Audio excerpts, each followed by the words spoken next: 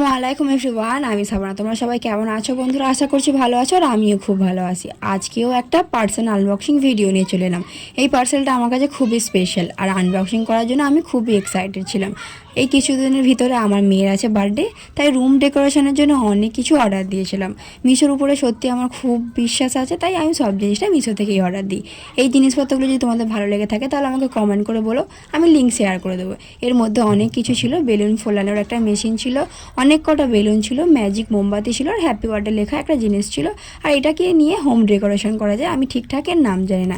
এই মেয়ের বার্থডে ঘিরে আমার মনে অনেক রকম ইচ্ছাগুলো আছে। আল্লাহর ইচ্ছাই আমি যদি পূরণ করতে পারি তাহলে সব কিছু তোমাদের ভিডিওর মাধ্যমে শেয়ার করে দেবো। আর এই বেলুন ফোলানোর মেশিনটা দিয়ে আমি একটু চেষ্টা করছিলাম বেলুন ফোলানোর পারবো কি না, তাই জন্য সেদিনকে যদি না আর হলো, তাই একটু আগে থেকে ট্রাই করে নিলাম। না, ঠিক আছে, আলহামদুলিল্লাহ, এটা ভালোভাবে ট্রাই করতে পারছি।